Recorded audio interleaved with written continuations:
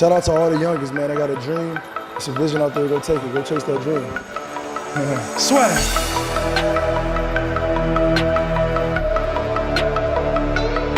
People are always saying about the talk, and I talk, and I talk, and I talk, but guess fucking what? I back it up! I back it up! Bonjour à toutes et à tous, bienvenue au podcast La Sueur avec Rust. Salut Guillaume, salut tout le monde. Salut la compagnie. Pour reprendre les fameux mots de Rust, nous sommes Cocorico, nous sommes champions du monde, mais belle victoire de l'équipe de France contre la Croatie, n'est-ce pas? Certes. Bah, début de match compliqué, mais bon, on va pas... On va pas épiloguer là-dessus. Ce qui nous intéresse aujourd'hui, c'est l'UFC Boys to Men, Boys Band, UFC Boys au fin fond des States, pour le retour de Junior Dos Santos qui affrontait le dangereux Ivanov. Donc une victoire à la décision pour Junior Dos Santos qui fait du bien, mais je suis désolé. Alors je suis désolé, cette victoire ne me rassure pas du tout, parce qu'Ivanov, j'ai trouvé que c'était vraiment un combat où il a manqué les opportunités, avec notamment un Junior Dos Santos qui était obligé de se retourner pour voir où il était placé par rapport à l'octogone. Et tu te dis, et quand j'ai vu ça, tu vois ça à chaque round, Junior Dos Santos fait ça. Moi, je suis le coach d'Ivanov, je lui dis, mets plus de pression à Junior pour qu'il soit perdu comme à tous ses combats, qu'on coince et qu'on en finisse, mais non. En fait, c'est ça, et en plus, c'est frustrant parce que il a implémenté des nouveaux trucs. Maintenant, il fait par exemple des super mouvements de tête à la fin de chaque combinaison en anglaise. Ouais. Maintenant, il met plus de kicks, même des roundhouse, des trucs comme ça, et pas seulement des spinning back kicks de temps en temps. Donc il implémente des trucs, mais ça, cette histoire de toujours se retourner pour voir où on est, et même contre la cage, il a encore refait, où en gros, quand le mec commence Ivanov en question commence à mettre des combinaisons, et ben en fait il regarde autre part, il part comme ça, et c'est juste bizarre.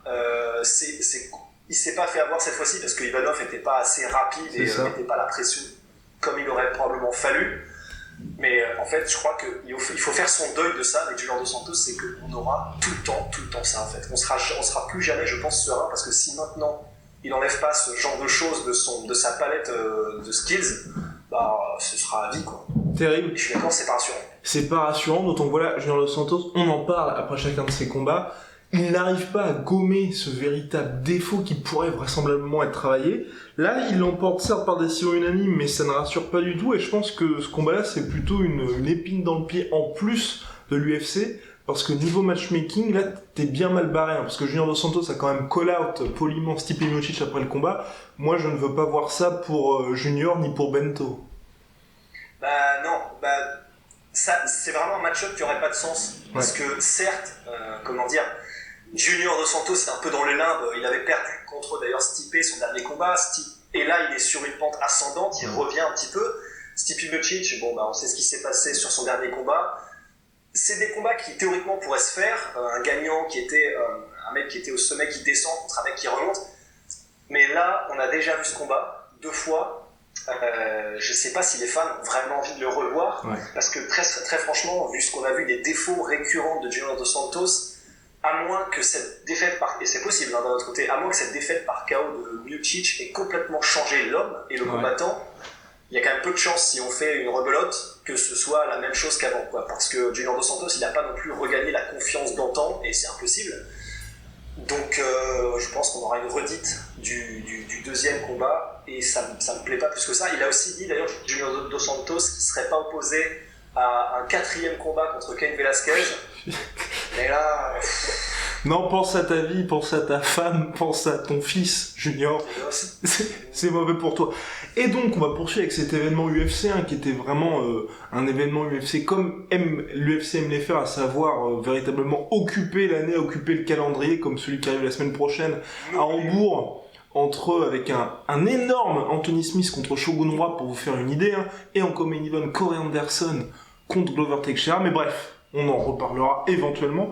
En co-main event, il y avait donc le retour de Sage Northcutt contre Zach Otto. Donc une nouvelle fois, Sage Northcutt, belle victoire pour son retour chez les welterweight, par TKO, autoritaire j'ai trouvé. Mais bon, le problème avec Sage Northcutt, on le dit à chacun de ses combats à chaque fois, s'agirait quand même un petit peu de step up au niveau des adversaires. Et le problème, c'est que je pense que là, l'UFC va se dire, ok, on peut peut-être faire ça, jusqu'à ce qu'ils lui mettent effectivement un adversaire un peu plus solide et que Cedric Scott perde. Voilà. C'est vrai. Alors après, on peut voir ça des deux côtés parce que Zach Otto, quand même, c'est un bon vétéran. Ouais, Je crois qu'il a que 31 ans, mais c'est quand même un gros vétéran de l'UFC. Il a un bon niveau. Ouais. Il a vraiment affronté des gros noms à l'UFC. Il a, pas connu des fans mainstream, mais en tout cas, ça fait un peu, comment dire, prétentieux, mais c'est un gars qui est connu en tout cas dans le milieu et il a un ratio qui est positif à l'UFC. Il est très bon partout et particulièrement au sol. On l'a vu d'ailleurs contre Cedric Scott. Donc en réalité, c'était quand même un premier vrai gros test contre un vrai taulier à l'UFC. Et alors, il s'en est bien sorti parce qu'il a gagné par KO et quand les phases étaient debout, franchement, ça fait plaisir. Alors faut aussi quand même rappeler que Cedric Scott à la base, c'est un mec, il est entre les lightweight et les welterweight. Il a fait plusieurs combats dans les deux catégories, mais là, il a récemment dit que maintenant il voulait vraiment rester en welterweight. C'est là où il se sentait le mieux. Il a plus envie de dépérir son corps et de cramer un peu les réserves avant même de commencer le combat en se desséchant et en s'éclatant, en se déshydratant. Et la différence, elle est quand même là, c'est que là, maintenant qu'il est dans l'optique de rester en welterweight, franchement, il a une présence dans la cage qui est vraiment impressionnante. Et quand le combat se passe debout, franchement, il est vraiment au point, rapide, puissant, technique, et ça prend toute son ampleur maintenant qu'il est à l'aise physiquement dans cette catégorie. Et alors le problème, c'est que du coup, quand même, le premier round et une partie du deuxième, il s'est fait mettre au sol et dominer. Et vraiment dominer. Il n'était pas dangereux. Il défendait, mais il n'était jamais dangereux. À part quelques kicks venus du sol, un peu comme Moussassi contre Jacare, qui ont fait leur effet d'ailleurs. Mais à part ça, voilà, il a survécu jusqu'à revenir se mettre debout. Et là, par contre, c'était un récital. Mais Zach Otto qui est un vétéran, donc à voir. Je suis d'accord, en fait, ça me fait un peu peur si jamais l'UFC commence à prendre la confiance et mettre un vrai step-up en welterweight et à le mettre contre un top 15, parce que là, on pourrait avoir un brusque retour à la réalité. Mais en tout cas, il a des armes. C'est ça qui est cool, c'est qu'on voit qu'il est un peu juste peut-être au sol et dans les transitions, mais quand c'est debout, il peut faire très mal. Donc on a quand même affaire à un spécialiste. Donc, il a encore le temps de travailler, il est encore super jeune. Donc voilà, à voir. Mais bon, c'est déjà bien. Affaire à suivre, et puis en tout cas, voilà, ce qui est quand même positif pour Cedric Scott, c'est la stabilité, parce que là, voilà, maintenant il s'entraîne avec Team Alpha Male, il revient pour de bon, on l'espère, chez les welterweight. Donc normalement, l'avenir ne peut qu'être un positif. Et coéquipier de Cedric Scott qui faisait son retour après plus de 2 ans loin de la cage, qui restait sur une défaite par KO assez monstrueux contre Francis Edgar, Chad Mendes était de retour. Là aussi, un expéditif qui s'impose contre Joe en un seul round. C'était plus ou moins une victime expiatoire pour notre cher Chad Mendes, qui fait le job et qui va faire, je l'espère, beaucoup de bien à la catégorie featherweight, parce qu'on en parle, c'est vrai que avant qu'il revienne, là, ça commençait à être le désert. Ouais. Et Miles Jury, quand tu dis victime expiatoire, vraiment on n'en est pas loin, parce que Miles Jury, c'est un mec, il a été en lightweight, il a été en featherweight, et il n'est pas étincelant dans le sens où c'est vraiment le genre de gars, on appelle ça du coup un journeyman généralement, qui fait un peu, tu sais, une victoire, une défaite, 2 victoires, une défaite, et qui prend jamais réellement son envol, qui n'impressionne personne réellement. Et c'était, voilà, on a mis Chad Mendes face à lui, qui lui en revanche était un vrai contender et il est super dangereux. Et d'ailleurs, c'était assez étonnant de voir Chad Mendes, il était beaucoup plus petit au niveau du volume, c'était assez étonnant. Mais en tout cas, ils se sont observés. C'était étonnant. Hein? C'était étonnant. Non, pas étonnant comme ça. Étonnant dans le sens, Miles Jury, qui était un ancien lightweight, et il faisait beaucoup plus gros que Chad Mendes, mais vraiment beaucoup plus gros. Ouais. Chad Mendes, en fait, non, pas étonnant, parce qu'il avait c'est le même modèle que quand il est parti. Et en plus, quand même, pour que les fans ne soient pas un peu, jetés dans le brouillard à la soliste, c'est que Chad Mendes, la raison pour laquelle il a été suspendu par la USADA, c'est qu'il a utilisé une crème pour une maladie de peau qui avérait chez lui, et il n'a pas fait gaffe, mais dans cette crème, il y avait des traces de trucs qui étaient effectivement des produits qui améliorent les performances. Oui. Donc c'est pas comme si c'était dopé, enfin tu sais, comme un mec, un nageur du bloc de l'Est en 90, tu vois. Et il est revenu, ils se sont regardés pendant 2 minutes avec Jury, il a suffi d'un seul assaut pour que ça se termine pour Chad Mendes. Il faudrait du coup déjà ça fait plaisir, ça veut dire qu'il est toujours aussi rapide, qu'il est toujours aussi incisif, mais on va avoir besoin qu'il se relance contre un Lamas, contre un quoi que ce soit pour être sûr qu'il est vraiment revenu dans le bain des contenders.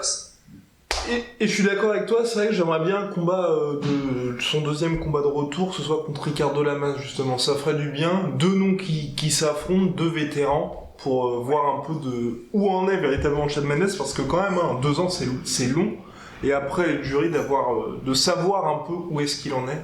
Donc voilà, on verra pour la suite. On va maintenant passer, ça fait longtemps qu'on n'avait pas répondu aux questions, et directement... Est-ce que je peux juste parler?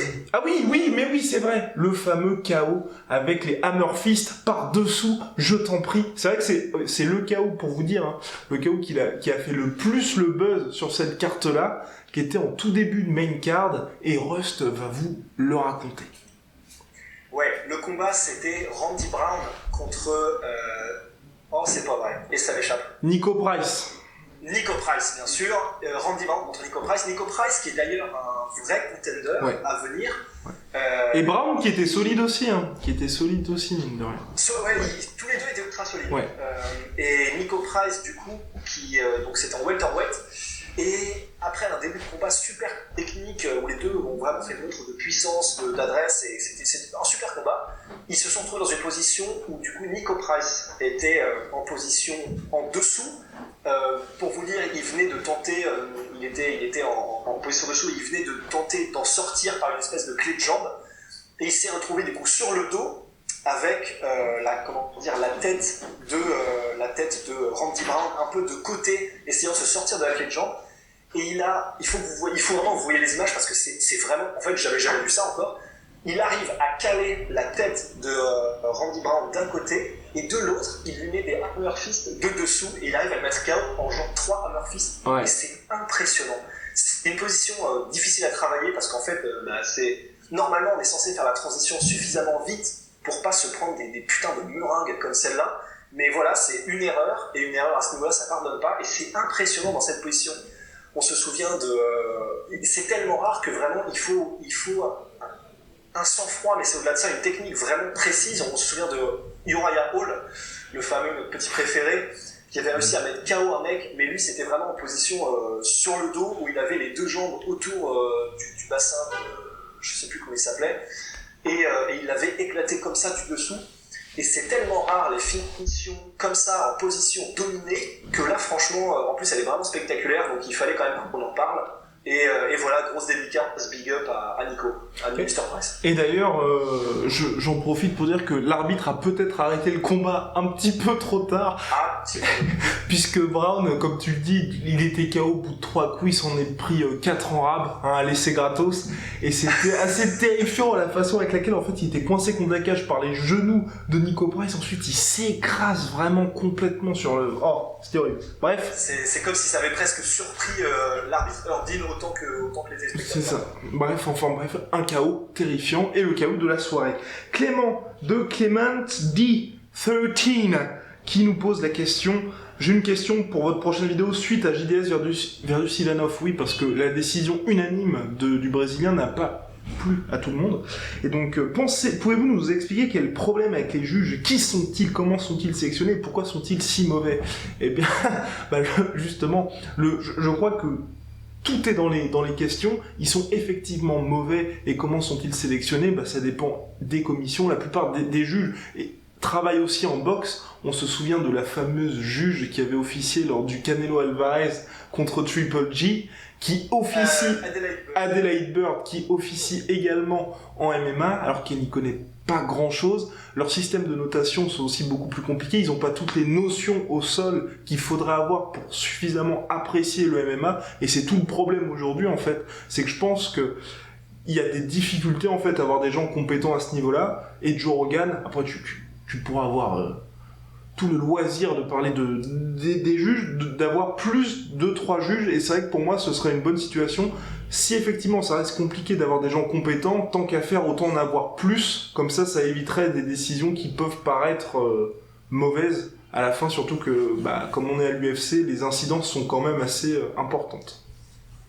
Ouais, les juges en MMA, c'est vrai que ça fait un peu chier, mais la plupart ne savent pas vraiment de quoi ils parlent, parce que soit ils viennent de boxe, soit ils viennent d'autres sports, et ils sont affiliés au MMA par les commissions sportives des différents États, et c'est même tellement parfois des cas extrêmes qu'un arbitre qui est très reconnu, Big John McCarthy, qui est une légende du game, du MMA, il y a même des moments où il disait, mot à mot et texto, qu'il était à côté de la cage pour certains combats, et qu'à des moments, il y a certains des juges qui se retournaient vers lui pour lui demander mais en fait, il est en train de faire quoi là en fait au sol ? C'est vraiment à ce point-là. Donc on a des juges qui ne savent même pas exactement ce qui se passe dans la cage. À partir de là, voilà, sans avoir fait Saint-Cyr, on comprend bien que du coup, juger un combat aussi complexe avec autant de variables et de facteurs qu'un combat de MMA, si on n'a jamais touché à un seul des sports qui sont présentés, si ce n'est tous, ça relève des douches travaux d'Astérix, quoi. Enfin, c'est vraiment compliqué. Et c'est pour ça qu'on a effectivement des décisions qui sont très souvent pourries. D'ailleurs, maintenant, en fait, il y a une citation à MMA qui dit « Surtout ne le laissez pas entre les mains des juges ». Voilà. C'est bon pour ça, parce que sinon, en fait, c'est vraiment, tu sais, c'est la loterie sur France 2. Tu sais jamais par où ça va partir. Et je suis d'accord. Alors après, je suis d'accord pour le nombre de juges, dans le sens où au moins, une décision ne serait pas, uniquement le fait d'un juge qui va aller d'un côté ou de l'autre. Mais d'un autre côté, si les 5 sont incompétents comme ils le sont aujourd'hui, ça va toujours faire des trucs complètement foireux. Mais en tout cas, c'est vrai que l'idéal, ce serait un peu à la manière des arbitres maintenant. Certains anciens combattants, je pense à Chris Leben, je pense à, comment il s'appelle ? J'ai oublié son nom, un gars qui s'est fait éclater par Arlovski, qui commence à devenir arbitre. Donc on a vraiment des professionnels qui sont en train d'entrer dans les professions externes, et pas seulement en tant que combattant ou entraîneur. Et si c'est le cas pour les juges dans les années à venir, alors à ce moment-là, et si le système est aussi refondu, le système de notation, parce qu'en ce moment il est encore un petit peu calqué sur celui de la boxe, c'est en train de changer, mais petit à petit. Et donc voilà, dans les années à venir, je suis quand même assez confiant vu la façon dont ça bouge. Mais pour l'instant, c'est clair que les systèmes de notation sont laissés aux mains d'incompétents notoires pour la majorité. Donc voilà, faut pas s'attendre à des analyses de la NASA. À des merveilles, et oui, mais c'est tout le problème qu'il y a aujourd'hui avec le MMA. Et c'est vrai que le sport est encore jeune. Et n'oublions pas aussi, c'est peut-être ça aussi toute la difficulté, c'est comme l'UFC, une entreprise mondiale, je pense que c'est aussi beaucoup plus compliqué, tu vois, de trouver des juges compétents dans l'Idaho plutôt que quand tu vas à New York ou à Las Vegas. Las Vegas, c'est parfait parce que c'est un peu la ville des sports de combat. Quand ils se retrouvent à Chalon-sur-Saône, on n'en est pas encore là, mais peut-être bientôt, c'est compliqué d'avoir ne serait-ce que, je pense, 3 mecs compétents et qui savent de quoi ils parlent, et surtout qui sont incorruptibles. Parce que c'est peut-être ça aussi, moi, où j'aurais un petit problème avec les anciens combattants, tu vois. C'est, tu mets un Anderson Silva, je pense que s'il y a un Jacare Kelvin Gastelum, tous les jours, il met Jacare à gagner, tu vois. Ouais, il y a grave moyen. Et puis en plus de ça, même sans être ancien combattant, tu vois, par exemple, Adelaide Byrd, là, la fameuse, qui avait jugé plein de combats de MMA, et vraiment, quand elle a jugé, c'était dégueulasse comme décision, et elle a fait des combats de boxe, elle, soit c'est de l'incompétence au plus haut niveau, mais au point où même quelqu'un qui s'y connaît pas en sport de combat normalement ne donne pas les décisions qu'elle a données, soit elle est stipendiée, et dans ce cas-là, on est à Vegas, on sait ce que c'est que Vegas, on a tous vu Casino de Scorsese, oui, Scorsese. Et donc voilà, on sait pas trop où on en est, on sait que, comment dire, les frères Fertitta étaient vraiment des pontes dans le game à Las Vegas. J'en dis pas plus, mais voilà.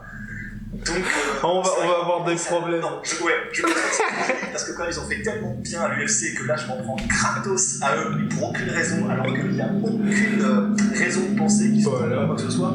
Mais vous voyez un peu, on est à Vegas, et il se passe pas que des trucs clés à Vegas, quoi. Oh putain, putain. Bon la vidéo va bientôt être supprimée, donc profitez-en pour la regarder.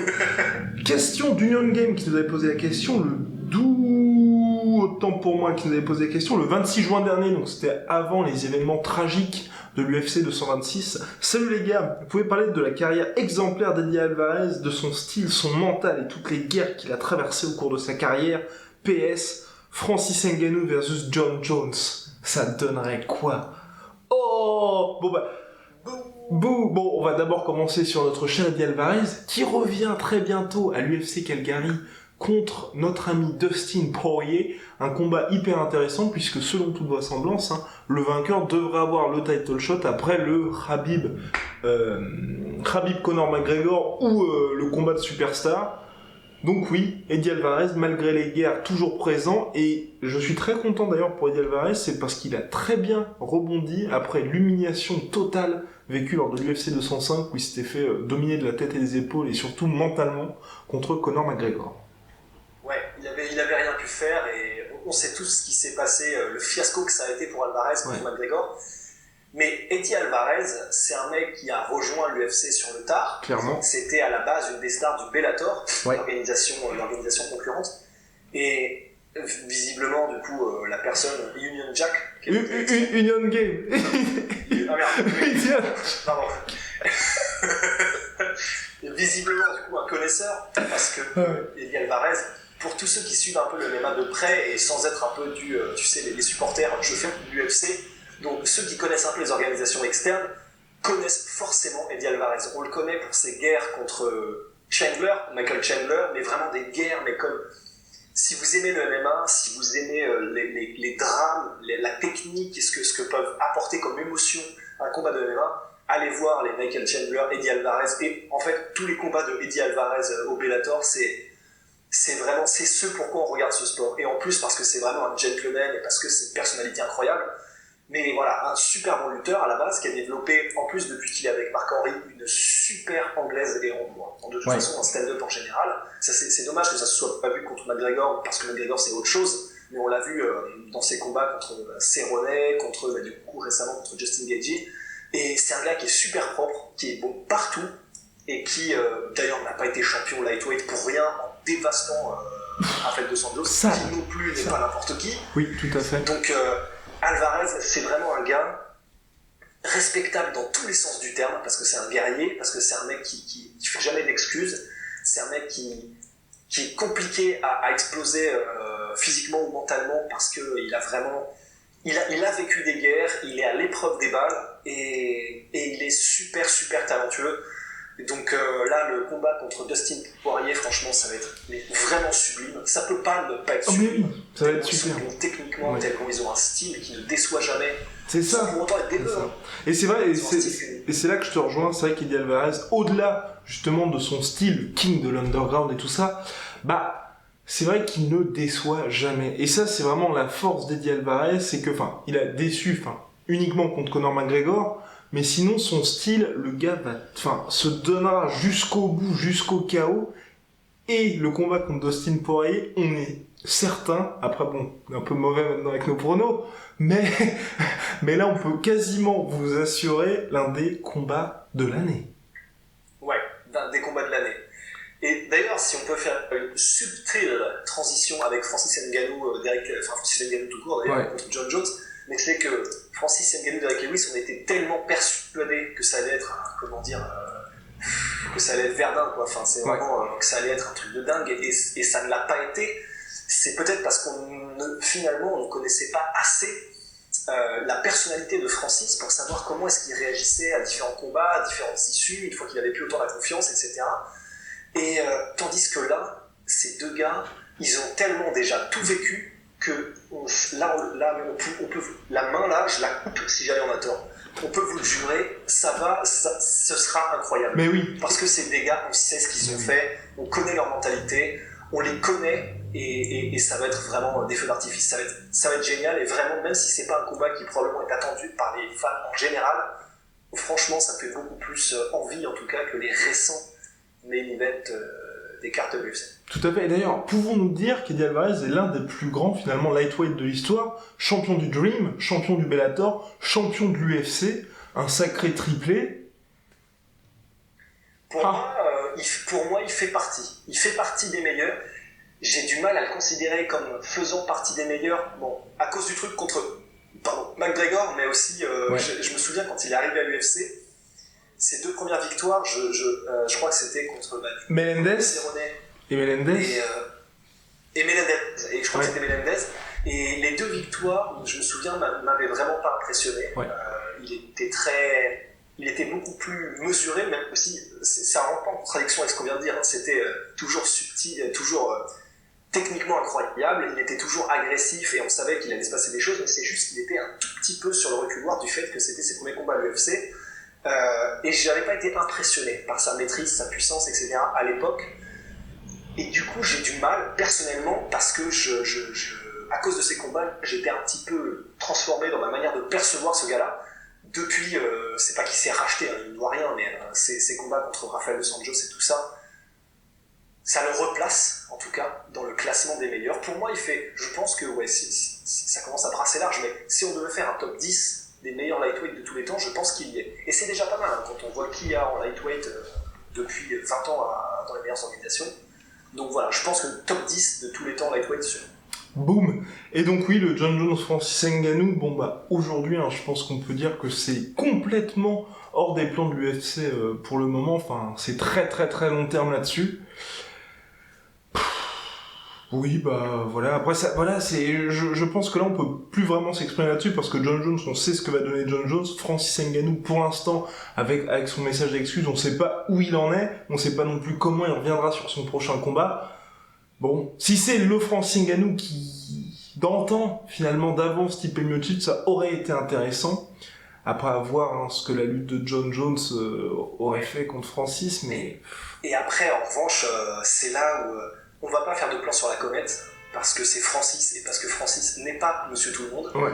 Mais c'est vrai que tu vois, on a vu par exemple Junior Dos Santos, là, parce qu'on en parle, parce qu'on a vu ce week-end, comme énormément de combattants extraordinaires, Ouais. quand il a eu cette montée Junior Dos Santos, il était tellement en confiance que tout lui réussissait et qu'il était impressionnant partout.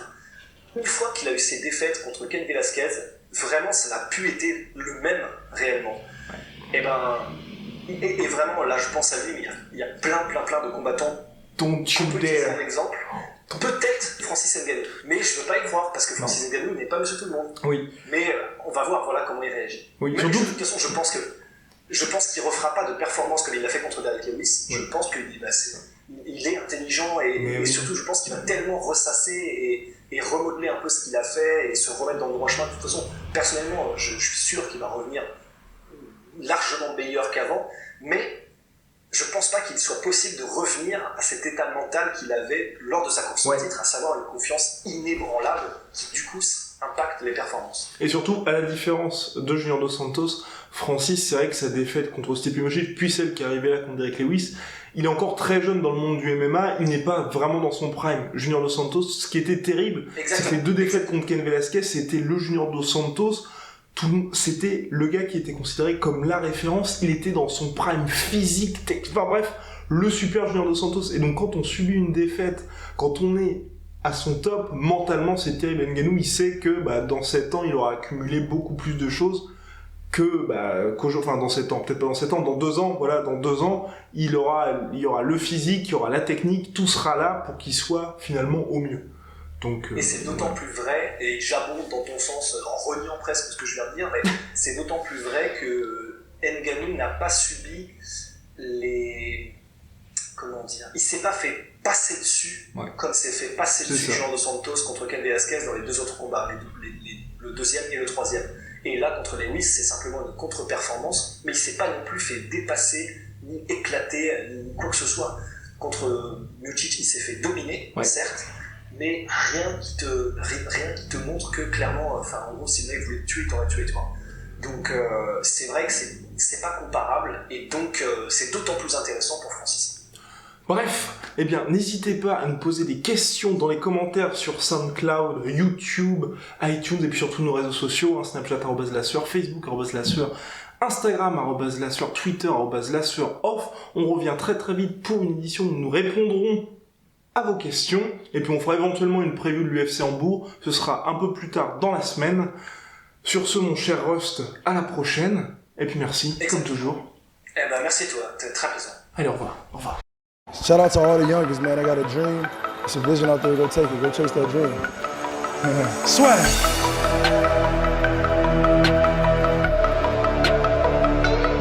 People are always saying about the talk, and I talk, and I talk, and I talk, but guess fucking what? I back it up! I back it up!